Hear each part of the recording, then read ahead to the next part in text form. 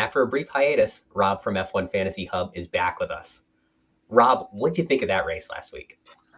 I mean, Adam, it was a pretty enthralling race from start to finish. I think in the lead up to the race through qualifying and in the practice sessions, there was a lot of uncertainty around whether Red Bull had it to match, Ferrari and Mercedes. And despite, I guess, a qualifying session from both of the Bulls that we're probably not accustomed to this season, it made for a really exciting race at the front of the field. And I think a lot of the viewers got what they asked for, I guess, an entertaining race from start to finish. What was your take on it?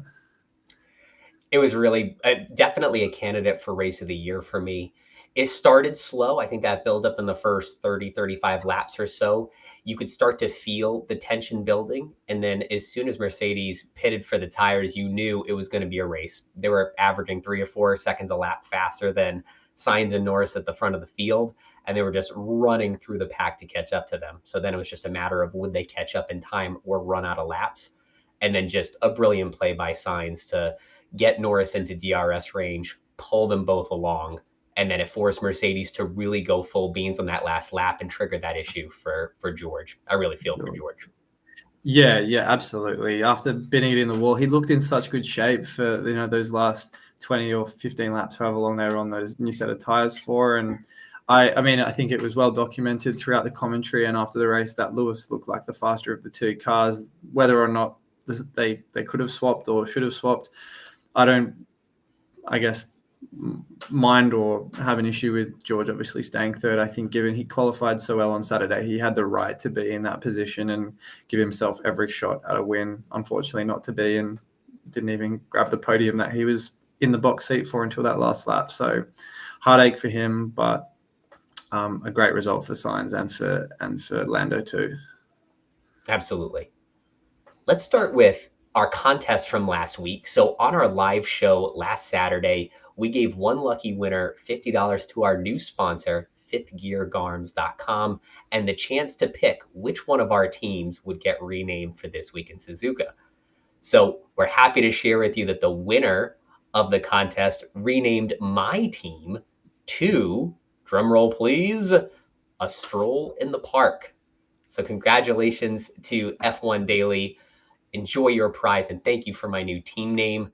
And if you want to win this week, we're giving away that exact same prize again to one lucky winner. We're going to announce those details at the end of the show today. Let's jump right into a very busy show agenda for tonight. We're going to talk about that race in Singapore last week and break down the big winners and losers and what that means for fantasy lineups moving forward. We'll preview Japan and what we know about some of the recent history at this track and what we can predict looking ahead to free practice. As always, we'll get into our FanAmp picks of the week. And then Rob and I will give you our first stab at lineup choices for this week. And like I promised a moment ago, we're going to talk about that Fifth Gear Garms giveaway. So starting off the Singapore review with a little bit of drama, because Red Bull were clearly off the pace all weekend, and it comes right after Technical Directive 18 was announced.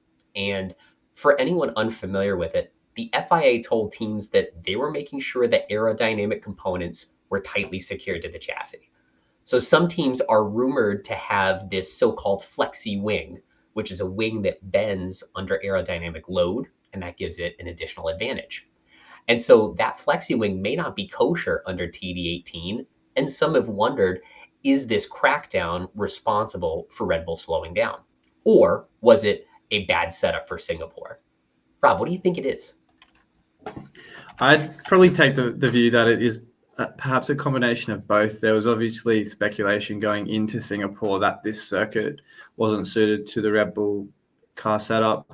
Then obviously you factor in the wing as well. And I think there is every reason to consider that it has been, I guess, enforced to hopefully bring Red Bull back to the chasing pack. And I think based on what we saw on the weekend, it seems as though it was a perfect storm in many words, in many sense of the imagination, I should say, just because of the fact that Red Bull did regress, as we saw in practice, qualifying and on the race. And obviously a great sign for the Ferraris and the McLarens and the Mercedes. So I mean, I don't think I'm going to read into it too much in terms of fantasy, only because we know how dominant Max is and how well that Red Bull has historically driven over the course of the last 2.5-3 seasons. So don't think that's, I mean, Perez obviously, and we'll get into this a little bit later, what that means for him as an asset to own. But in terms of Max and Red Bull, even though we can see here season lows for both of them across the board, it's barely enough to scare me away from kind of disowning either of them. What's kind of your point of view there? For a car that looks so slow and was sliding around for most of the race, Verstappen was still P5 and closing in fast on Leclerc at P4. He was still able to really pull off some miracles with it. And so I would really want to see some sustained slowness from Red Bull before I'm willing to pull the plug on them. I do think back to a previous technical directive earlier this year that some are pointing to that downfall of Aston Martin, going from being part of that medal lineup every week and looking so strong to falling off a bit around that technical directive. So interesting to see if it will take down Red Bull too, but the odds tell us we're not quite there yet. No. And so Red Bull's long-standing streak, so is Max Verstappen's long-standing consecutive win streak, was broken up by a resurgent Ferrari team.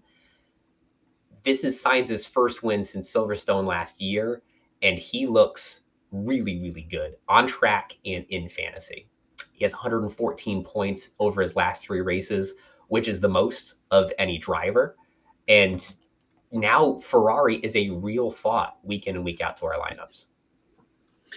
Yeah, I mean, it goes to show, after many people use Limitless at Monza, that Ferrari was in the conversation for assets to own. Fast forward one more week to Singapore, and you saw the performances that Sainz and Leclerc put in practice session in the lead up to the deadline. Absolutely warranted consideration in our team. Sainz, 19.6 at the moment. He's flown up in price the last 2 weeks, but he's still at a price point that's more affordable than someone like Checo, who we know has had his woes the last few, not the last few races fantasy-wise, but has had over a number of races this season, issues in qualifying. 16 points from Checo on the weekend, not encouraging at all for his owners. And Sainz, as you say, 100+ points over his last 3, driver of the day, the last 2 races, and the top scoring driver over those last 2 races as well. So for anyone who's been second guessing Ferrari all season, I think that's probably been put to bed at the moment. Absolutely. And last week, we substituted Perez for Sainz, and that gave us enough budget flexibility to bring in Lando Norris over Fernando Alonso. And that was really what sparked a great week for you and I. So I think Sainz not only is performing the best, but his low cost compared to someone like a Leclerc or a Perez, it gives you more flexibility for the rest of your team. And for those Mavericks that were brave enough to put Ferrari over Red Bull, like Tom, who joined me on the show last week, they enjoyed even more points than even you and I did. Yeah. So yeah, exactly. Yeah, absolutely. I think McLaren as well, as you can see here, another team that has continued to improve. I mean, they've obviously been in many of our teams for about half a dozen or so races since they emerged as a viable template option, kind of around Austria, Silverstone. Lando and Oscar both, racking up the fantasy points, and like you say, another 2 drivers that we had in our team in Singapore. So very happy with that performance. Obviously, Oscar had some cause for concern after having his qualifying session ruined by Lance Stroll's incident in Q1, but still managed to put in an excellent performance with a bunch of overtakes and a drive up to P7 that I think continues to reaffirm to a lot of fans, drivers on the grid, everyone in the paddock, that he is a star in the making. And McLaren this week brought a really ambitious upgrade package. They had a new floor, rear suspension, and then end plate changes on the front and rear. So not just track specific changes, but real performance enhancing changes to the car. They were only fitted to Lando, who finished P2, so you obviously can't complain with that result. I'll be interested to see what that package is going to look like on Piastri next week. It makes all 3 McLaren assets very, very tempting to move into your lineup for Japan. Yeah, absolutely. Not to mention that there is a lot of similarities at Singapore, representative of what we've seen at the Silverstone circuit. A lot of higher speed corners. McLaren, we know, are really good in corners as well. So I think that car setup, coupled with the upgrades, as you say, that Oscar's expecting, should put them in the box seat to perform quite well. I've got high hopes for all three McLaren assets and do expect to run a triple McLaren build in Japan. So fingers crossed they're able to continue this good run of form into the next race. Absolutely. And Piastri and McLaren both gained 1 million in price changes this week. So a lot of really happy surprises for fantasy owners as they check their budget cap Sunday night. Yeah, last thing on that in terms of price for the McLaren guys. I mean, Oscar and the McLaren constructor are both continuing to tick over quite healthily in price. We've seen Lando, he went up 0.3 last week, and I think he's kind of entering that price range where we're not seeing quite as aggressive increases week to week. I think that's partially because of his current price. So whether or not he's able to increase at 0.3, 0.5, he's going to have to continue putting in those kind of 25 plus point scores to get those increases. I think Oscar still at a price point, if my memory serves me correctly, around 10 million or so, 11 million. He got that 1 million increase last weekend. So I think, or I would expect, he's still going at minimum 0.5 each week if he has a good week, a good drive in him. And McLaren weren't the only team to have a good race last week. It's time to talk about our favorite topic of budget drivers. And our man, the overtake merchant, Zhou Guanyu, led all budget drivers again. Just a nice race from Zhou. He started in the pit lane at P19 with Stroll not being able to race. And he just picked his way all the way up the field. And this is his 7th double-digit fantasy performance, which I feel like we're saying every few weeks. He leads all budget drivers in the category, and he nabbed a $500,000 price increase too. So there's just nothing Zhou can't do these days. No, he again, as a fantasy asset, continues to put in another really good drive. Doesn't quite get the same headlines that someone like Liam Lawson does, but as someone that you want in terms of consistency, reliability. He is in his second year, so obviously got a little bit more experience under his belt. Just a reliable fantasy option to own. And as you said, the price increases are an added benefit for his owners who are willing to keep the faith with the Chinese driver. You're right about Lawson. He really stole the show from the traditional bottom of the grid. He had that thrilling knockout of Verstappen in Q2, and then finished with his first points in F1 and the best AlphaTauri finish of the year. So now they have more points than drivers, which is good. I got to know, do you think Lawson gets a seat next year? Because you still have Yuki around. Daniel Ricciardo is a very marketable presence and a good senior leader for that team, but there's only 2 seats. There is. There were reports out today, you've probably seen them as well, around AlphaTauri's projected lineup for 2024. Whether or not they actually go by that name is another question altogether. But there is, I guess, from what I've read, Ricciardo and Tsunoda are the favourites for those 2 seats. I think Lawson has done everything in his power in the few races he's been on the grid to deserve a seat in a team next year. It's just the simple case every year that there's just not enough seats for a lot of talented drivers. The only one open at the moment that hasn't really been confirmed is Williams.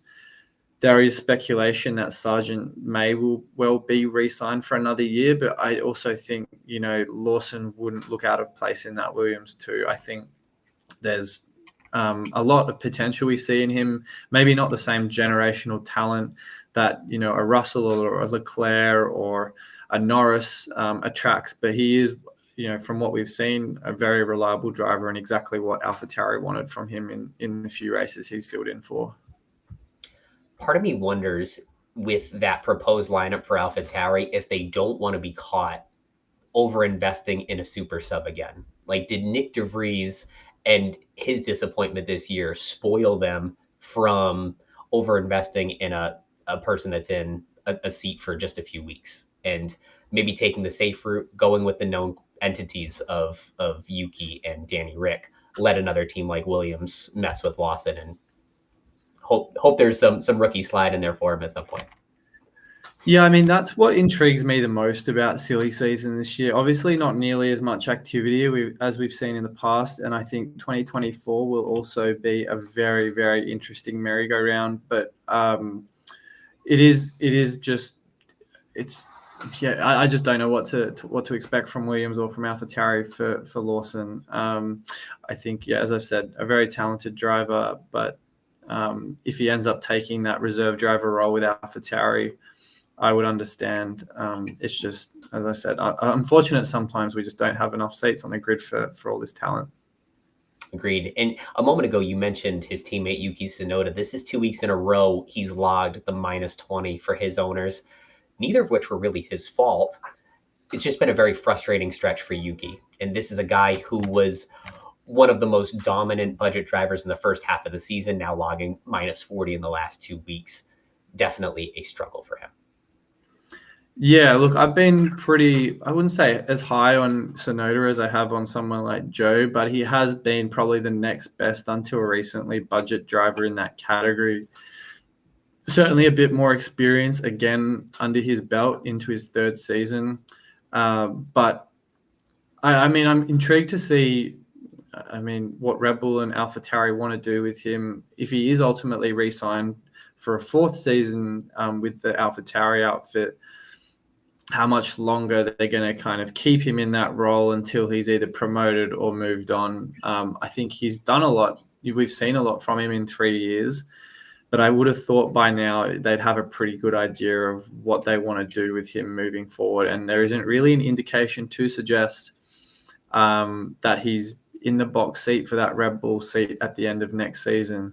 Maybe it's a scrap between him and Ricciardo as to who takes that seat, assuming Perez has moved out. But I would have thought if Tsunoda wasn't kind of re-signed for another year, Lawson would be the man in form to take that from him.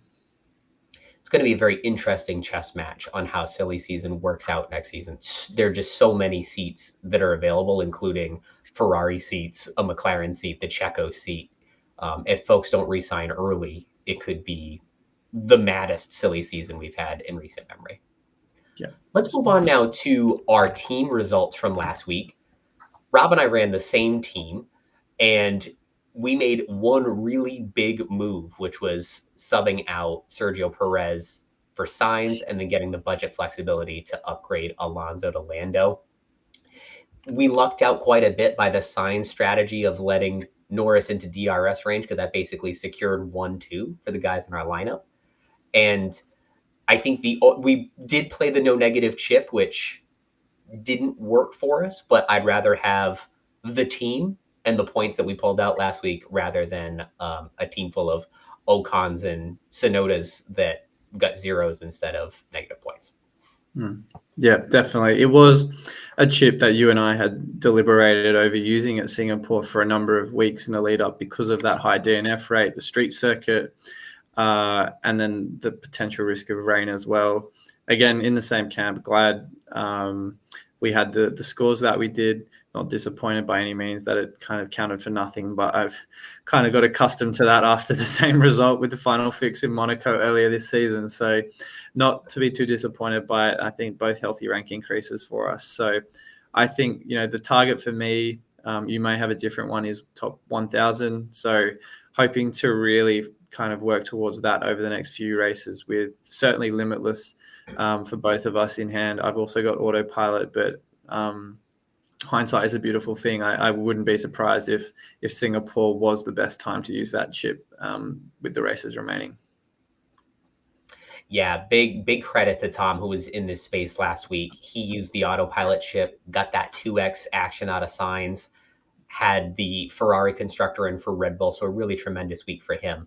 But I am very satisfied with the green arrow. I went from 8,000 to 4,000, so it definitely looks like these subtle moves can lead to really big increases in the global rank. Yeah. I do feel for some of the folks I saw on Twitter that posted they used Final Fix to bring in George for Verstappen. You were this close away from having a really good decision on your hands, but unfortunately it didn't quite work out. Yeah, and a lot of people also kept the faith with Perez, because we have seen this season Red Bull do struggle a little bit in qualifying, and then Perez, for instance, does well on Sunday to make up some positions with the strength of that car. But just as we touched on earlier, it just wasn't a circuit or a car setup suited to that Red Bull outfit. So whether or not that's cold feet enough to distance ourselves from Checo moving forward is another discussion altogether, which we'll no doubt dissect shortly. But I think across the board, pretty happy with the moves made last week. Let's get right into that debate because it's a good segue for this question I have about the meta. And for the first 3 months of the season, we were running 3 times Red Bull, 3 times Aston Martin, and a budget driver. Now we're starting to question Perez because he's expensive, and you have Sainz and Norris that are doing better behind him. Alonso and Stroll have cooled off, and Aston Martin has slipped to number 4 in the constructors with McLaren right behind them to catch. And even last week, Max and Red Bull were expendable. So I'm wondering now, is anyone a must start week in and week out anymore? I think you make excellent points across the board. The only one I disagree with is Max Verstappen. We've obviously seen recently that the Red Bull adjustments weren't suited to them in Singapore. I think right off him at your own peril if you're not prepared to keep him in your team. He is still going to be 99% of the time the best driver in the best car and in the box seat for those wins. So he is my permanent DRS boost this season, unless for whatever reason he is sick one race weekend. So he, for me, is probably the only mainstay. Red Bull constructor, probably not far behind, but I think a part of that has to do with the fact that even though, as we said before, it was their worst race weekend, 54 points, and the best result between both drivers was Max. Most teams barely scrape 54 points in a race week. Yes, Red Bull is obviously much more expensive than Ferrari and Mercedes, but for those engaged strategists that have been pretty much on it from the get-go, you would be kind of taking advantage of those price increases anyway. So moving off them, I mean, kudos, as we've said, to the guys that pivoted to Ferrari last weekend, but I can't really see many, if any, of a situation where I'm suddenly ditching the Red Bull constructor if Max is still racking up, a pretty decent score despite a disappointing weekend. As far as the rest of the team lineup slots are concerned, yes, fair game pretty much for me at the moment. What about you?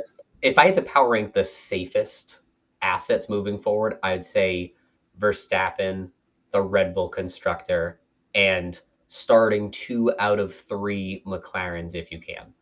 I think week in and week out, if you start Verstappen every week, you'll be safer than trying to pick the week where he doesn't have it, because you'll more likely than not be wrong. And that will carry over to the Red Bull constructor as well. But looking at the ownership rates, it's interesting. Alonso's still on 75% of teams. Aston Martin constructor is still on 65% of teams. So take advantage of these zombie teams in your league. Take advantage of the changing landscape of the game. Listen to analysts like Rob, myself, Tom, and others. There's some real gains to be had at this point of the season. Yeah, definitely. Those zombie teams are what's prompting those nice, healthy rank increases, because up until recently, Aston Martin triple up, Red Bull triple up was the template. And, Fernando Alonso is still owned by 75% of players in the game. Aston Martin owned by 65% of players in the game. McLaren at 18%, Lando at 27%, and Oscar at 20%. They're all very big differentials for assets that are performing excellently. So it's very hard to see myself, certainly if we look at the McLaren constructor, and I think that is pretty much always going to be the approach for the rest of the season, is to have Red Bull as your premium constructor and McLaren as your mid-price constructor. I was tinkering with a Ferrari constructor build earlier, which I actually didn't hate the look of, but again, Ferrari is, as we've observed, a bit hit and miss depending on the circuit we're at, but improved results in the last couple of races, as we can see on the screen here, has prompted a more value-friendly option in Carlos Sainz over Charles Leclerc as a great alternative to someone like Checo, as you said, who is still owned by 40% and seems to be falling out of favor a little bit. As a Mercedes fan in the room, I wish the pricing algorithm would throw me a bone so I could run more Lewis and George, but it's been challenging. George could fit in as a possible Checo replacement, but he's still a little bit pricey. Let's get into the history of this track, which we don't have much history on because it was off the calendar in 2020 and 2021. But last year, the race started late. It was downpouring for a long time. That ate into the total duration of the race. The race finished due to curfew. It hadn't reached its full distance. And there were some questions at the end of the race because it hadn't gone 75% of the laps. Max was this close to being crowned champion. Was he getting full points or not? After some rule clarifications, he was declared the champion. So very interesting 2022. And then as far as DNF history, we had Sainz and Albon DNF last year, Verstappen in 2019, Leclerc, Hulkenberg, Magnussen in 2018. So this isn't a Baku or a Singapore where it's just death and destruction for the grid. It's a pretty safe track. And if you still have the no negative, I would hold on to it. Yeah, it's funnily enough, the only race last year that I didn't watch live, or at least I think I fell asleep within the first 30 minutes of the broadcast because of the delays, and it was at 2 a.m. Eastern time in the US. So it was a wet race, as you said. I distinctly remember this. I had what was previously called the Mega Boost, the extra DRS on Max for that race, and it worked out quite handsomely there with the win. But given the, as you mentioned, the DNF history, the lack of overtakes because of only one DRS zone, does that make a team like Red Bull a little bit more expendable because of how strong that DRS is, perhaps? But again, it is also, as I touched on before, a circuit that is akin to a little bit like Silverstone, where we did see Red Bull do quite well there. And I think it is going to be another one of those races where we do need to pay a little bit more attention to practice times because of someone like Perez, who is, teetering on the edge of in or out of my team, and triple Red Bull, triple McLaren is going to be a popular build, assuming Red Bull gets it together this coming weekend. So interested to see what practice looks like. And I think, as usually is the case, we'll no doubt guide our decisions quite handsomely heading into the deadline. I know when I watch practice, it's going to be with a much different lens than I usually do. If you see Red Bull falling in the free practice table, you're often thinking, don't worry, just a setup issue. They'll figure it out come qualifying. This time, if they're not sticking at top 3 in at least FP2 and FP3, we might get an itchy trigger finger for Ferrari. So thinking about practice in ways that I hadn't all year, which is really cool. And the other thing about this track, you had mentioned the one DRS zone. I'm thinking of my budget driver differently this week because usually, when in doubt, go with the guys that are going to get the most overtakes. We always stick with Joe as our security blanket. This time, though, with fewer overtakes on the table, I'm thinking of guys like Lawson that might have a higher race upside, or even, dare I say, someone like a Hulkenberg. Yeah, look, Hulk, for me, and I was deliberating this in my team selection video that went out earlier today, in fact, at the time of the recording. I'm not in the same situation. I don't have quite the same luxury as you in terms of team value, and I'm not going to spoil what we cover in a couple slides' time. But Hulk, for me, yes, obviously fewer overtakes, but we've still seen Hulk on a circuit where there hasn't been as many overtakes still lose positions.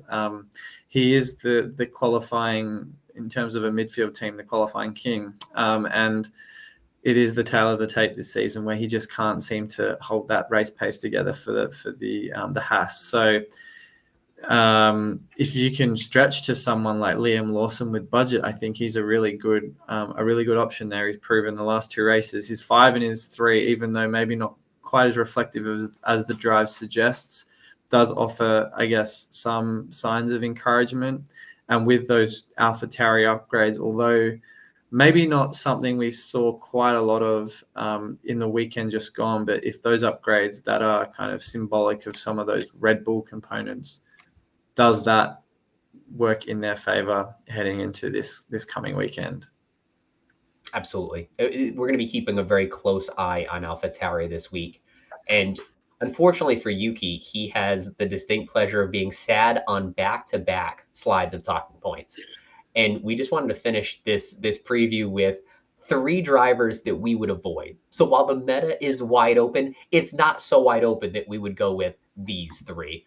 Our favorite sad face is Esteban Ocon. He has 5 DNFs on the season and 4 in his last 6 races.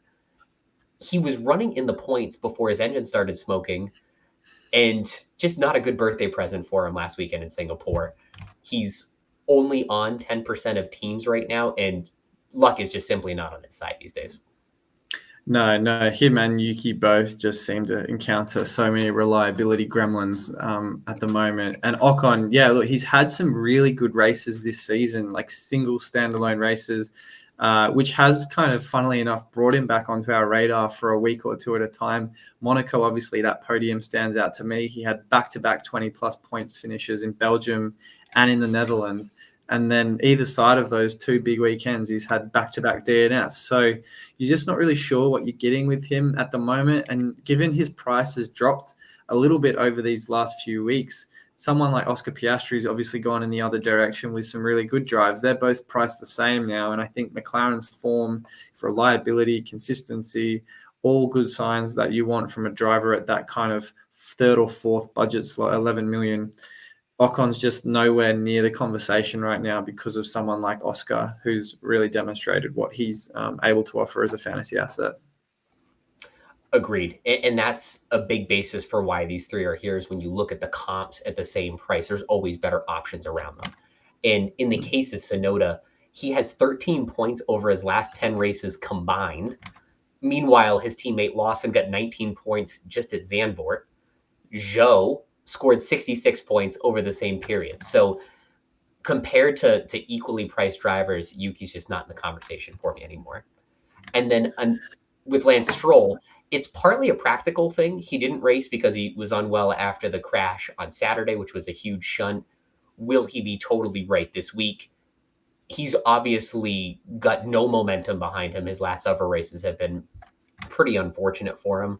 And again, drivers in that range, like a Pierre Gasly, Alex Albon, all better options than Stroll this week. Yeah, it's tough to see someone like Lance Stroll have a little bit of a fall from grace the last half dozen so races. He really was in a lot of our teams, still is because of zombie teams at the start of the season, and has just tailed off certainly in the last 5 or 6 races or so. 25, his best score, which of the season, was in Austria, and since then has only had 2 scores higher than 10 points. So not exactly something you want to see from that driver. But I think for most engaged strategists, they've moved off him a while ago. So I'd assume if you're watching this video right now and you've still got him in your team, I think this is absolutely the weekend to move him on. Get him out. So it's not all bad news. Let's take a look at the weather for this weekend, because very little chance of rain. Thank goodness. Hopefully we get a completely dry weekend and no drama with inters or extreme wets this weekend. I'm glad to finally see some dry conditions. That means no negative. We can keep that at bay. Any other buffing chips like autopilot or wildcard, unless you really needed it, I could hold on to for another race. Yeah, I think so. Agreed entirely. There's a select few number of races left on the calendar that are going to offer really good opportunities to deploy those chips. Japan just isn't really one of those, and with very low chance of rain, I think there's going to be other races later on where no negative is going to hopefully add a bit more value. So pretty clear skies, hopefully not nearly as wet as we saw last season. So, and for those of you watching along that are in countries that use Celsius, I'll do a quick conversion. It's probably on Saturday around 25, 26, and on Sunday about 24, 25 degrees Celsius. So pretty warm across the board, and I can't imagine there's going to be too much disruption. Good.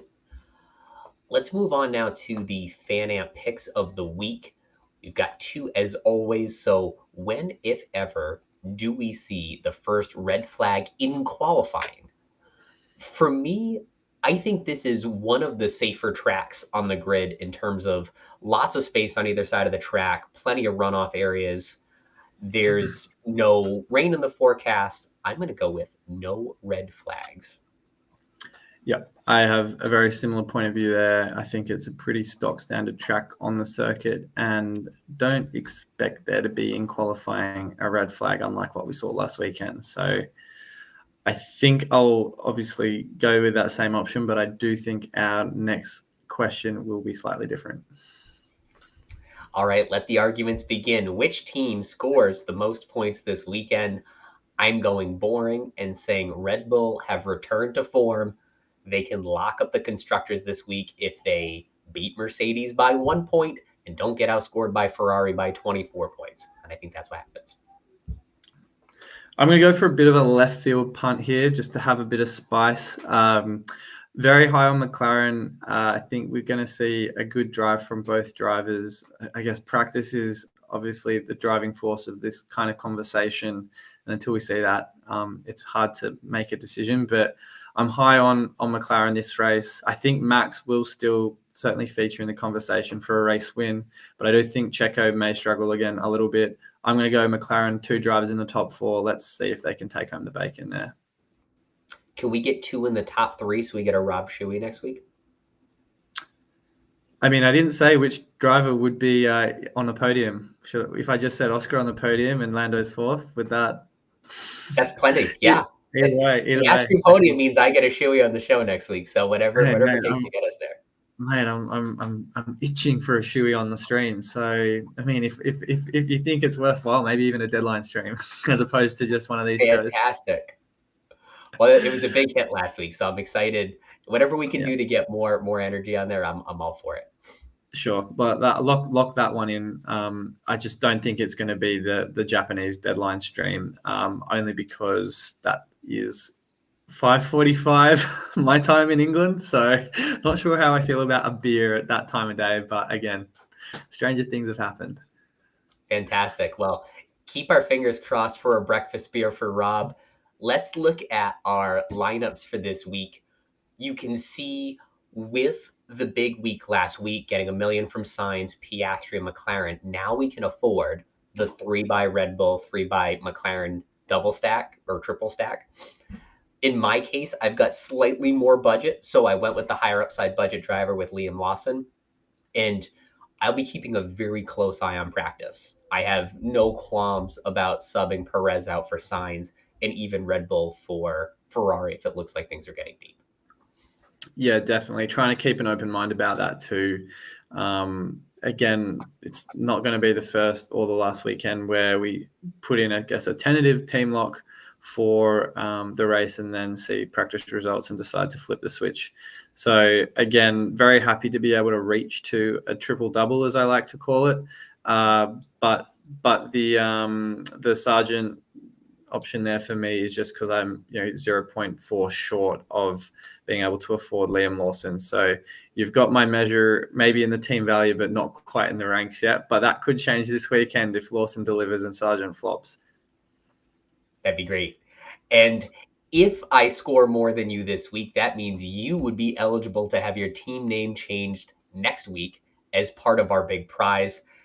Again, we're giving away $50 to fifthgeargarms.com. I'm rocking Fifth Gear Garms right now. This is Lewis's 2023 helmet. I'm loving this shirt. It's super comfy. This embroidery is really high quality, and I'm just loving it so far. So in our FanAmp base, you download the FanAmp app, head over to the fantasy formula, and answer this question: which constructor scores the most fantasy points this weekend?